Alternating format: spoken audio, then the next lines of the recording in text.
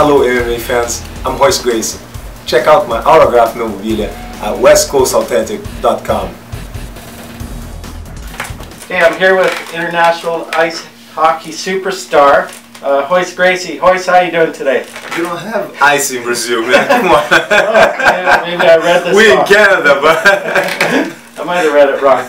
Seriously though, Royce Gracie, Hall of Famer, UFC 1, 2, and 4 tournament winner, multiple record holder, and teacher of Gracie Jiu-Jitsu. Did I leave anything out? MMA Legend. How about we throw that in? Longest fight in history. Oh, that's right. Yeah. Yeah, Royce, thanks for joining us today at West Coast Authentic. What do you think of our showroom? Very nice. Very nice. You'd have to be happy to know we're thinking of building a dedicated Royce Gracie room where people have to bow before they enter and leave. I have my own personal wall, man, right there, man. And we'll make them take their shoes off and Yep. wear a gi. Wear a gi. Yeah, last time we met up with you, it was at Toronto's UFC 129, GSP and Jake Shields. The convention, yes. Yeah, is this your first time to Western Canada? I come to Vancouver Island once a year, but up here is the first time. Oh, okay. Yes. Kelowna. No, Kelowna. Kelowna. Yeah, that's right. I'm trying to still figure out how to pronounce that. And you've been traveling the world, you know, spreading the gospel of Gracie Jiu-Jitsu. Tell us a little bit about your seminars and classes.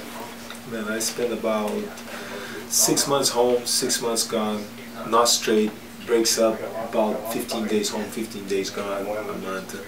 So just training, teaching all over the world. Just travel all over the place, teaching seminars, some army, special ops, groups, police, all over the world. Do you think Brazilian Jiu-Jitsu will be coming to the Olympics anytime soon? There's a lot of people pushing for that, but I don't know. I don't know. It's a tough one to say. It's I'm in favor, but I'm against. So I'm in favor because yes, we give a lot of exposure, but I'm against because tournament is what ruining martial art. Right. So look at Taekwondo. They cannot hit each other as hard as they can anymore. They gotta just became a tag system because of the tournaments. So some of your students are Nick Cage, Guy Ritchie, Chuck Norris, Ed O'Neill, and Canada's very own Jim Carrey. What the heck did you teach Ed O'Neill? You know he's Al Bundy, right? He's got a black belt already. Does He's he? been training for a long time. So don't mess with him. Okay, don't mess with Al Bundy. But most of the guys, I mean most people, when they come to us, they come to learn self-defense. That's what we teach.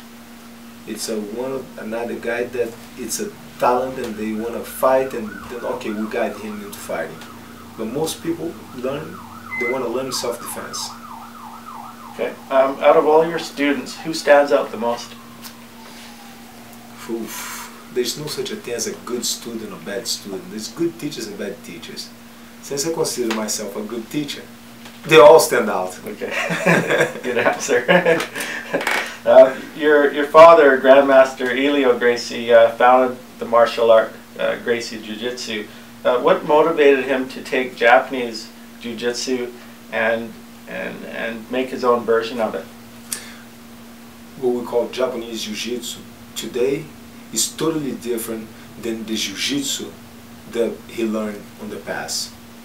Japanese Jiu-Jitsu is just a stand-up, joint, twist, there's no grappling involved. Okay? So just make sure that that's clear over here so people don't misunderstand. He didn't learn Japanese Jiu-Jitsu and transform and made it a grappling art. Okay. It wasn't that. What he learned was Jiu-Jitsu from the Japanese. He just leverage it into the moves to make it easier so a smaller person could do it.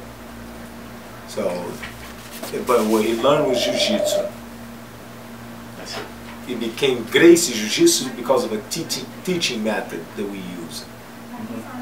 And and it's from Brazil. So a lot of people call Brazilian Jiu-Jitsu. Right. So the two names are synonymous then? Yes. Okay. But it's not Japanese Jiu-Jitsu.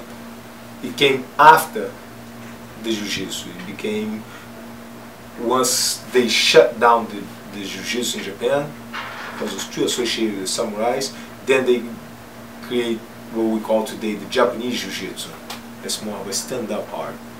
You currently hold the record for the longest fight, which you mentioned. Your father also shares an amazing record with a former student of his. Can you tell us a bit about that fight?